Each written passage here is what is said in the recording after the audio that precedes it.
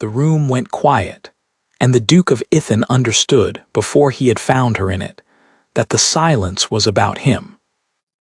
200 people at a musical evening in Harcourt House do not stop speaking all at once for nothing. He stood at the top of the stairs with his card still in the footman's hand, and felt the hush come toward him across the crowd like a change in the wind. And then it opened. The whole glittering length of the room opened, the way a crowd opens when it wants to see something. And at the far end of it, standing at the pianoforte in silver-gray silk with her hand resting on the case, was Clemence Vaughan. She was looking at him. Lucien Ferrars had faced a great deal in 36 years.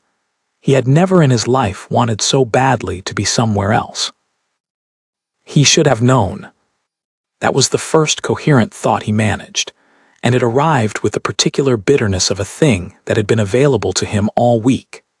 Everybody in London had been talking for a month about the Vaughan heirs, and about the young woman Lady Marybourne had taken up, and he had not once, not one single time, put the name together with the woman, because in his mind she had stopped existing a year ago in a drawing-room at Ithen, and people who stop existing do not go on to be talked about in London. The whisper had begun somewhere behind him. He could hear the shape of it without hearing the words. Somebody said Ithen and somebody else said her, and a dowager near the doorway said, in the carrying voice of the deliberately deaf, "Oh dear. Oh, this will be worth the journey." Clemence Vaughan inclined her head to him, exactly as much as was required, not a fraction more. Then she turned to the elderly woman beside her, small, upright, ferocious, a diamond the size of a hazelnut at her throat, and said something, and the elderly woman laughed, and the room, released, began to talk again at twice its former volume. The Duke of Ithen walked down the stairs into it. A year before, in the yellow drawing-room at Ithen Chase, 22 people had been at tea. He remembered the number. He had counted them afterwards over and over, the way a man counts stairs in the dark. 22. His mother, his Uncle Rupert, the Estcourts, the Winfanes, 2 clergymen, Lady Sarah Down and her 3 daughters, and at the low end of the room, by the tea urn, in a brown merino gown with her hair pinned flat, his mother's companion. Companion was the word on the household books. It had not been the word in his own head for 6 months. In his own head, there had been a great many other words, formed on winter evenings in the music room at Ithen, while a young woman played his mother to sleep. And then, when the Duchess was safely dozing, played other things, her own things, strange spare little airs in minor keys that Lucien had sat in the dark to hear, and had never once had the courage to ask the name of. He had kissed her hand in the corridor in September. He had said things in the orangery in October that a gentleman does not say without meaning them. And on the 14th of November, at tea, his Uncle Rupert had said, pleasantly, to the room, "Ithen, tell us, is it true you mean to marry your mother's music mistress?" 22 people had turned. Lucien Ferrars had had perhaps 3 seconds.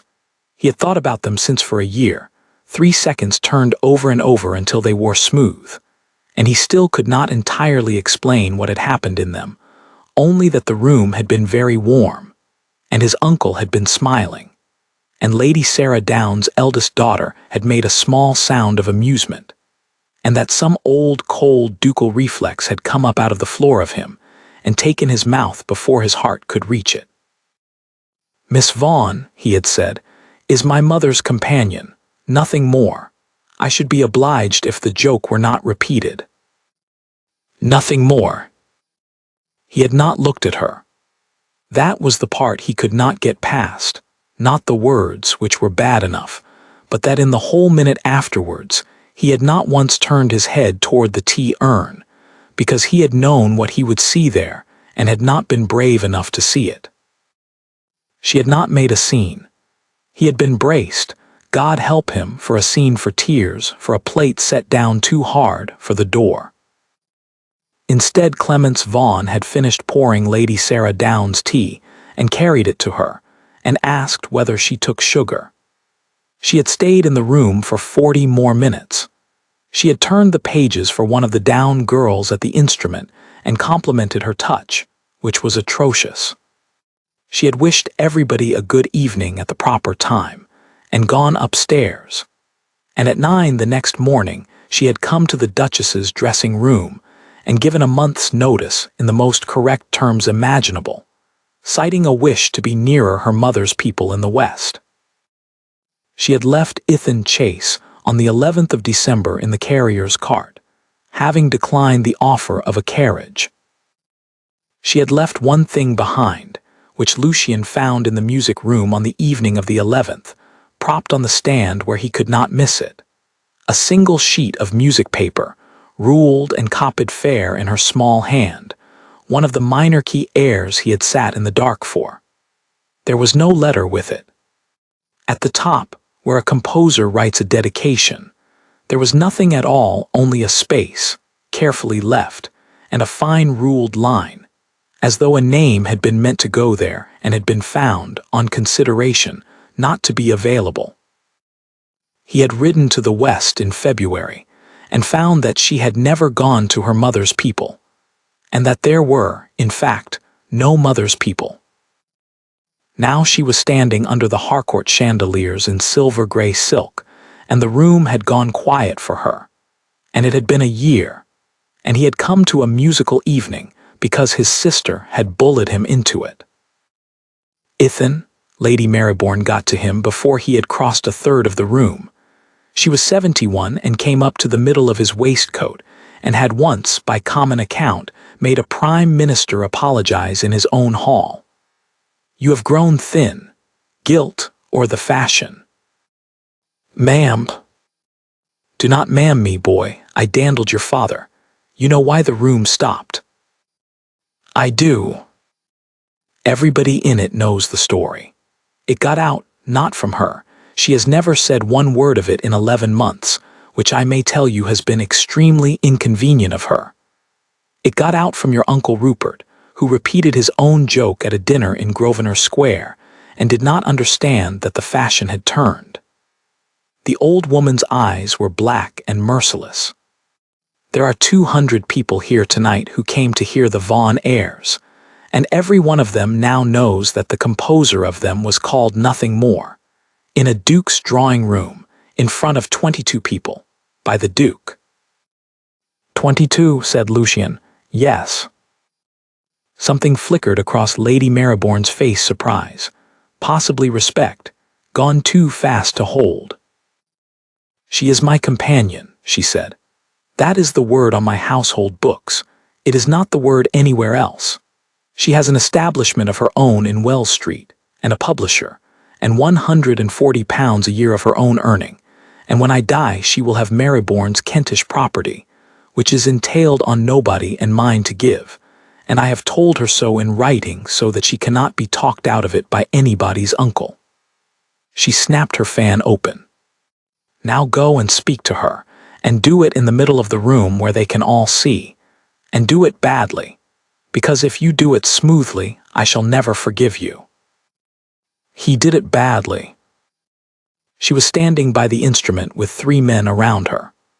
One of them Sir Gervase Wint, who had money and a Norfolk seat, and the manner of a man who had already spoken to a lawyer. And she watched Lucien Ferrars come the last 20 feet with an expression of perfect, terrible courtesy. "Your Grace," said Clemence Vaughan, and curtsied. "Miss Vaughan," he bowed, straightened, found that the entire English language had gone out of him. "You have." "I am very well, thank you."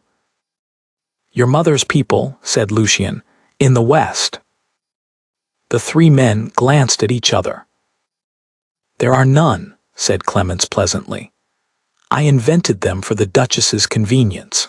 It is easier for a household to lose a companion who is going to relations than one who is going to a lodging in Bath with £4 and a letter of character. Your mother was very kind to me, your Grace.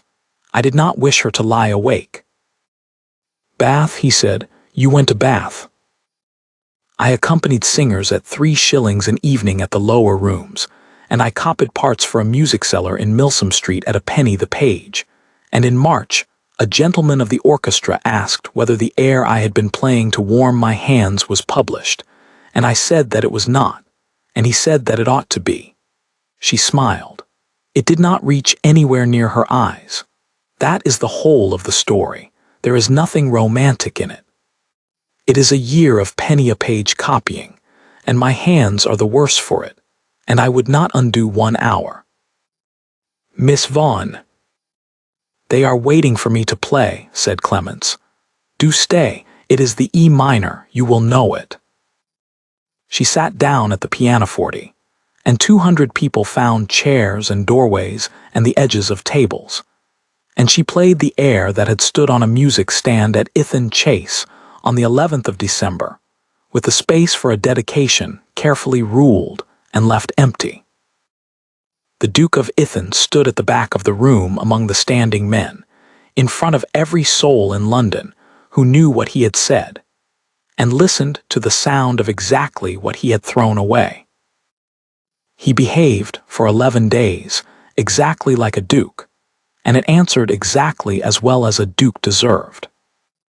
He sent a pianoforte, a Broadwood grand, the best instrument in London, delivered to Wells Street by 4 men and a wagon, and it was in the street again inside the hour with a note that said, Your Grace, my rooms are on the 2nd floor, and the ceiling would not bear it, and neither would my reputation. He bought the airs, every copy in Palmer's window in Bond Street, 41 of them, and by that evening it was all over town that the Duke of Ithan had bought out the shop, and the shop had reprinted twice, and Clements Vaughan's publisher wrote him a letter of such warm gratitude that Lucian burned it. He went to Lady Marylebone and offered, in a form of words he had spent 2 hours constructing, to be of use. Of use, said the old woman. Ithan, sit down. You have the look of a man carrying a hat he cannot find a table for. She waited until he sat. Listen to me. You have been 3 days trying to buy back the last 12 months, and it cannot be done, because the 12 months are the only thing she owns outright. Everything else in her life was given her by somebody, her post by your mother, her Kentish property by me, her fame by a fiddler in Bath who happened to have an ear. The year of penny-a-page copying is hers. Do not you dare try to make it not have happened. Then what is a man to do? How the devil should I know? Nobody has ever asked me. Men in your position do not ask. That is the whole of the trouble with your position. She looked at him for a while. You might begin by finding out what you actually did. You are extremely sorry, Ithan. It is written all over you, and it is very becoming, and it is entirely useless, because you are sorry about a sentence. Ask yourself why you said it, and do not tell me it was pride. That is what men say when they wish to stop thinking. He went to Wells Street the next morning and proposed, which was the stupidest thing he did all year. Her rooms were small and clean, and the light was good. There was an old square piano with 2 keys mended in a different wood, and manuscript paper in stacks weighted with a flat iron, and a hard chair, and 1 good chair which she gave him, and a stove that did not draw. Her hands, when she took the shawl off her shoulders, had ink in the creases of the right fingers that would not come out. Miss Vaughan, said the Duke of Ithan, standing in the middle of the floor because he could not sit, you know why I have come. Everything I said in the orangery at Ithan in October was true when I said it, and has been true every day since, and everything I said in the yellow drawing-room in November was a lie. I want to spend the rest of my life saying so. Marry me. Clements Vaughan set the shawl over the back of the hard chair very carefully, as though it mattered where it went. No, she said. I will wait as long as... Your Grace, listen to me, because I shall only be able to do this once. She turned. She was pale, and her voice was steady in the way that cost something. You have not understood what you did. You think you insulted me. You did not particularly. I was my mother's companion and then your mother's, and there is no shame in it.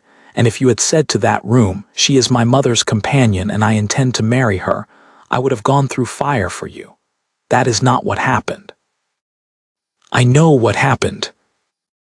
You do not. She pressed her hands together.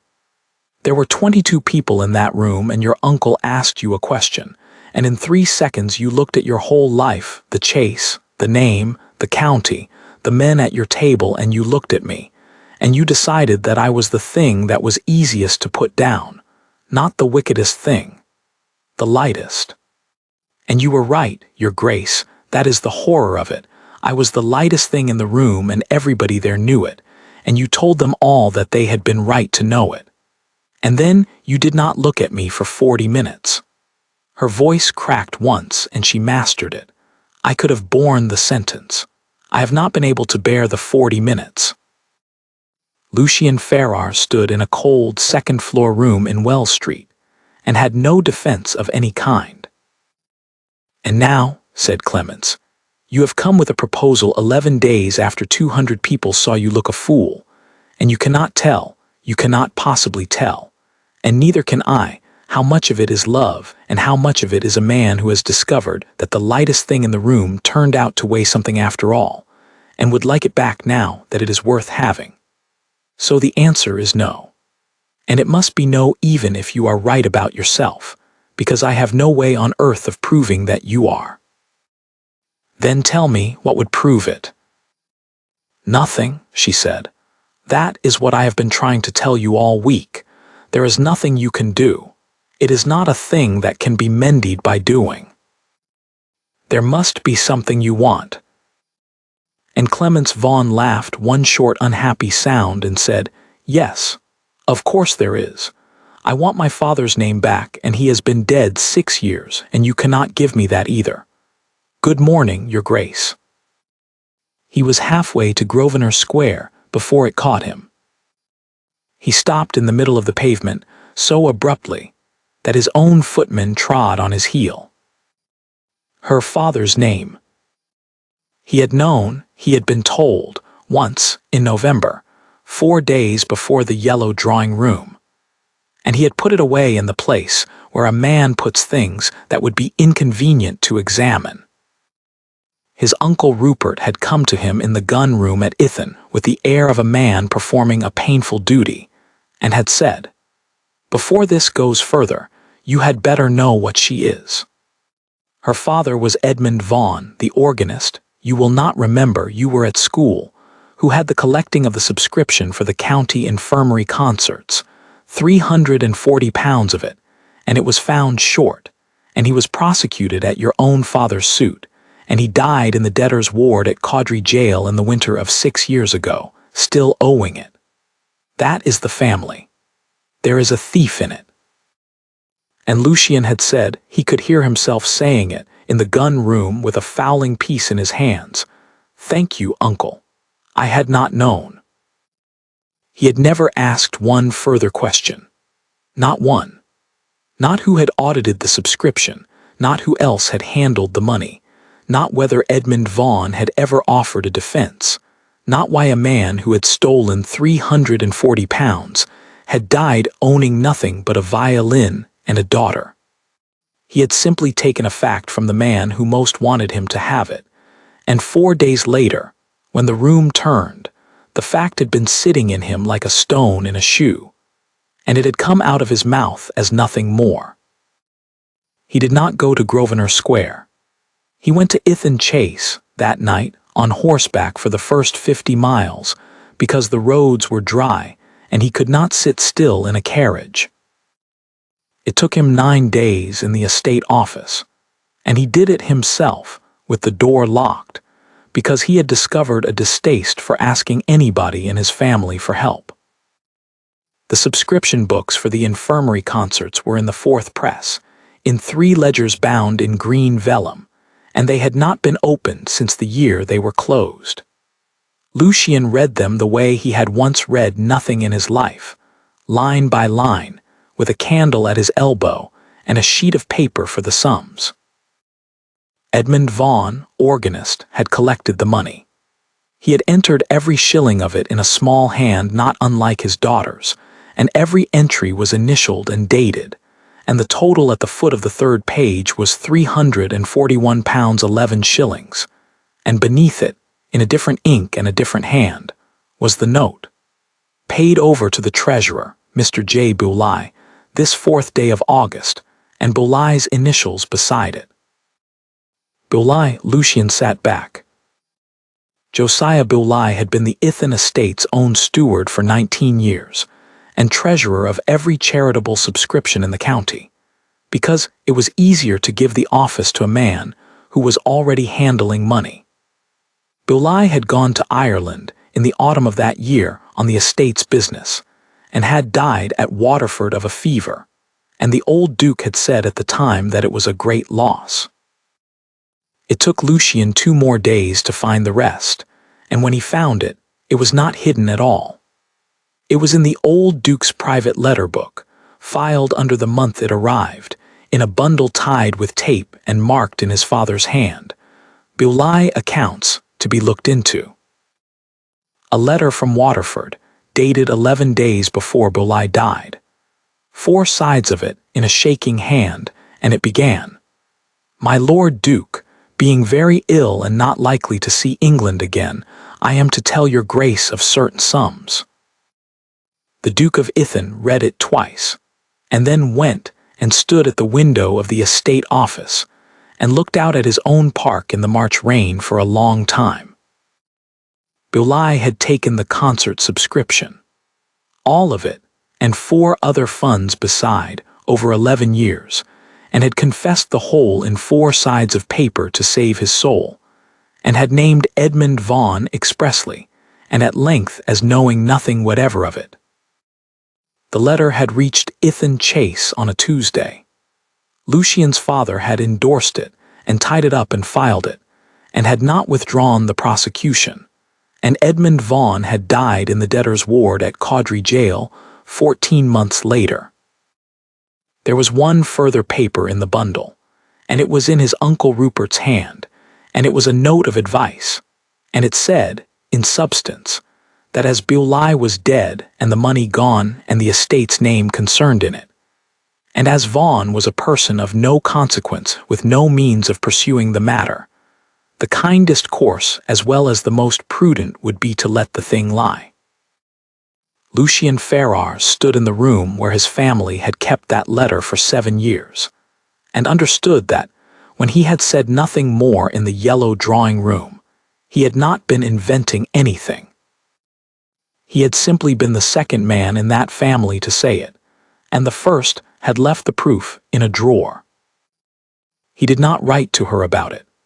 That was the hardest single choice of his life, and he made it at 4 in the morning in the estate office with the letter half begun in front of him, and then put the pen down and burned the sheet. If it went to her first, it would be a gift. It would be a duke laying a thing at a woman's feet with his hand out behind him for the answer. And she had told him, in a cold room in Wells Street, that there was nothing he could do, which meant that the only honest way to do it was to do it as though she would never hear of it at all. So he did it in the wrong order on purpose, and it took 5 weeks. He began with the trustees of the county infirmary, 6 men, 3 of them older than his father would have been, convened in the long room at the Ithan estate office on a Monday morning, with the green vellum ledgers on the table, and Boulay's 4 sides from Waterford lying open beside them. "You will read that first," said the Duke of Ithan, "and then I shall tell you what my family did with it."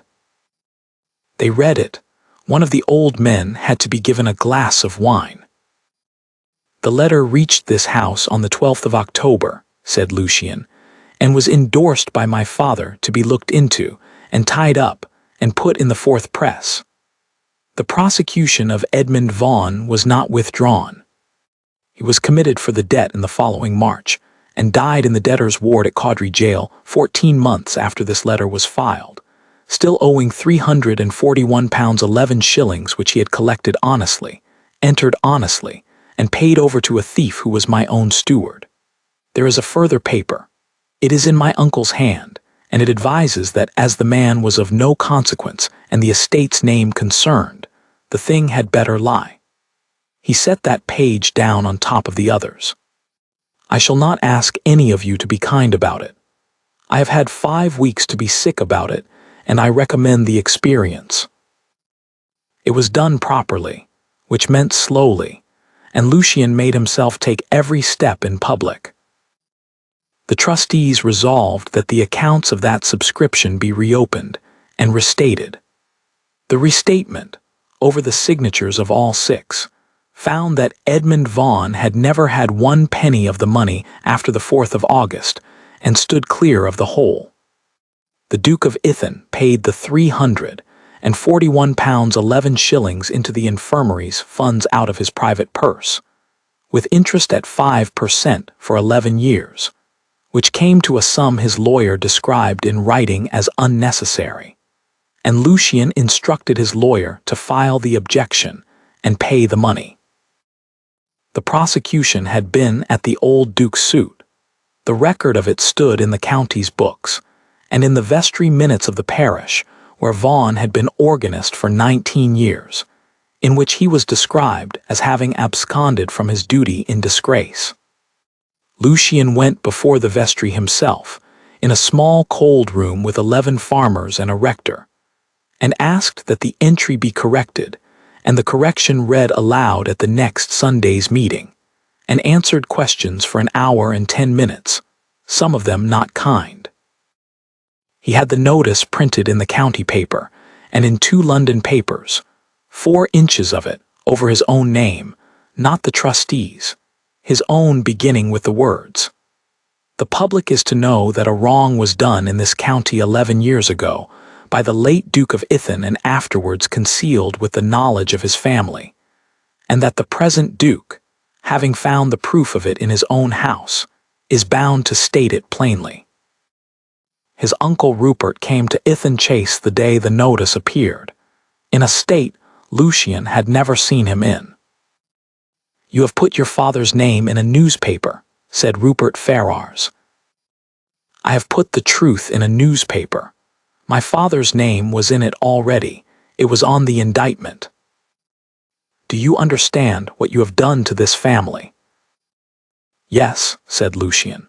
"I have made it honest at the cost of being laughed at, which is the cheapest price anything in my life has ever cost, and I would have paid it 4 days before that tea if I had asked you one single question instead of thanking you."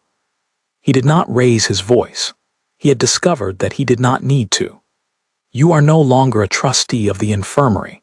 The board accepted your resignation on Monday, and I wrote it for you. You will not be at my table again this year. I am not able to be angrier with you than I am with myself, uncle, and that is the only thing standing between you and something worse." There remained the 22. He wrote to all of them, every soul who had been in the yellow drawing-room on the 14th of November, from his own mother down to the 2 clergymen and Lady Sarah Down and her 3 daughters, and asked them to come to Ithen Chase on the 19th of April at 3 in the afternoon, and gave no reason. They came, of course they came. He had the room set as it had been, the tea urn at the low end, the same chairs. He had thought a great deal about whether to invite Clemence Vaughan, and had decided against it in about 4 seconds, on the grounds that a man who has used a woman as the lightest thing in a room does not then use her as an audience. He stood where he had stood.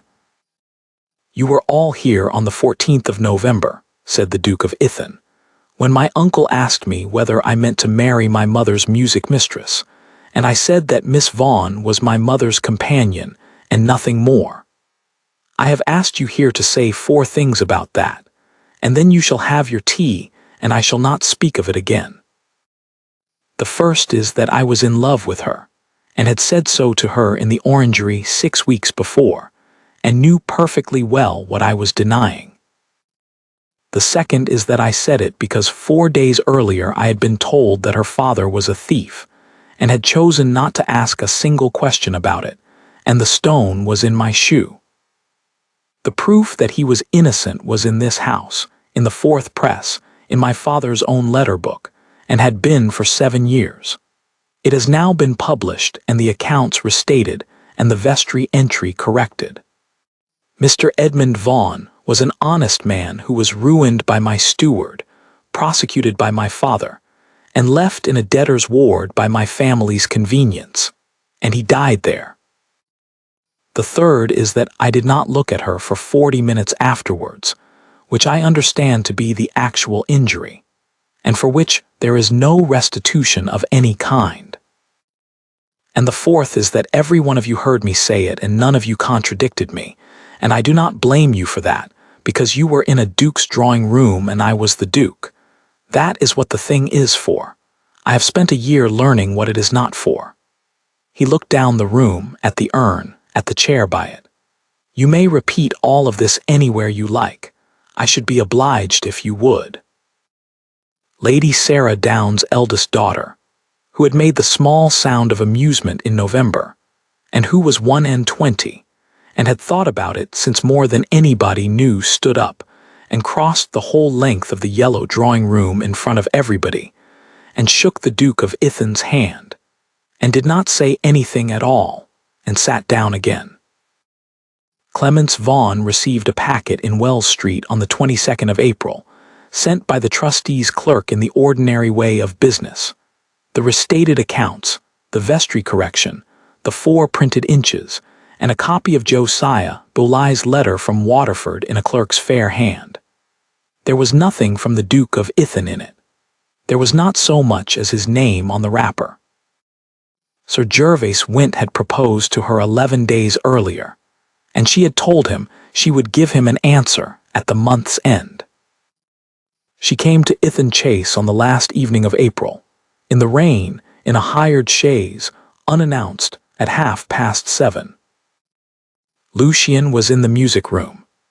He was always in the music-room in the evenings that spring, which the household found unaccountable and did not comment on, and he had the single sheet of manuscript paper with the ruled empty line propped on the stand where she had left it 16 months before. He heard the door and did not turn, because he thought it was Peveril with the lamps. "Your Grace," said Clemence Vaughan. He turned so fast that he knocked the stool over. She stood inside the door with the rein still on the shoulders of her cloak, and her bonnet in her hand, and her face very white.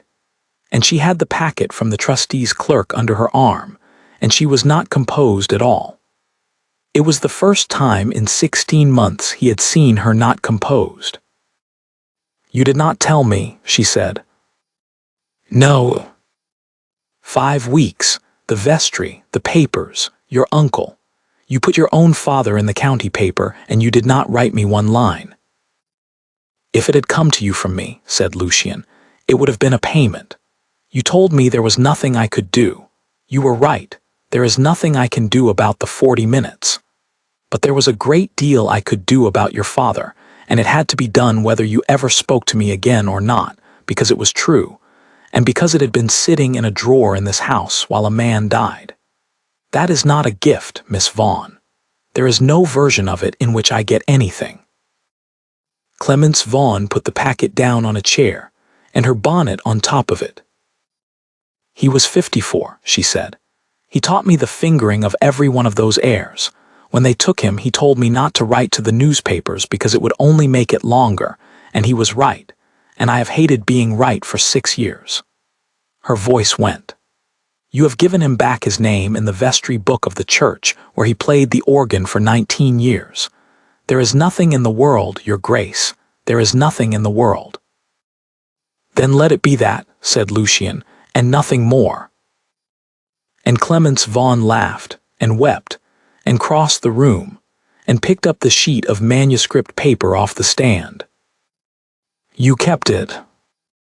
"It has stood there since the 11th of December. "There is a space at the top of it," she said, holding it out to him with both hands, and her hands were shaking. "I ruled that line and left it empty because a dedication must be to somebody, and on the 11th of December I could not think of one honest name to put in it, and I have not been able to fill it since, and Palmer's has been asking me for the fair copy for 4 months. She looked up at him. It is going to press in June. Tell me what to write there. The Duke of Ithen took the sheet, and looked at the empty ruled line, and set it down on the pianoforte, and took her hands instead, ink-stained fingers and all. Write whatever you like, he said. But before you do, hear it once properly in the room where I first heard you play it, with nobody else present and nothing owing on either side. I love you. I loved you in October, and I was a coward in November, and I have been mending in public ever since because it was the only honest way to mend. You have £140 of your own, and a publisher and Marylebourne's Kentish Acres and Gervase, Wint's Norfolk seat if you want it, and you do not need one thing that I have got. Marry me anyway. Say the other part, said Clemence Vaughan. Which part? The part you did not say, in the yellow drawing-room. Lucien Ferrars looked at her properly, unhurriedly, for as long as he liked, which was the whole of the restitution there had ever been available to him. Clemence Vaughan, he said, is the woman I intend to marry, nothing else, nobody else, ever. They were married in July, in the parish church where her father had played the organ for 19 years, and the organist that morning was an old man who had been Edmund Vaughan's pupil, and who broke down twice in the voluntary, and was applauded for it, which is not done in churches, and was done in that one. There is a small brass tablet in the organ loft. It was put up by the vestry, not by the Duke, because Lucien had gone to considerable trouble to be refused when he offered to pay for it, and it gives Edmund Vaughan's name and his 19 years and 1 line beneath. An honest servant of this church, wronged in his lifetime and cleared after his death. The E minor air came out from Palmer's in June, and it has never been out of print, and there is a dedication at the top of it in the space where the ruled line used to be. It is 4 words long, and for a year after the wedding people in London argued about which of them it referred to, until the Duchess of Ithen was asked directly at a musical evening in Harcourt House, in a room that had gone very quiet, and answered, without looking up from the keys, both of us. He came late. He came. He was never late again. That is the whole of it, and the household at Ithen Chase will confirm every particular. That the Duke of Ithen spent 31 years of marriage in a chair at the end of the music room in the evenings, saying nothing, listening. That he never once in all those years walked out of a room in which his wife was speaking. And that when the Duchess came into any room at all, at Ithen, or in London, or in the smallest cottage on the estate, he stood up. Every time, even at breakfast, even when they were alone,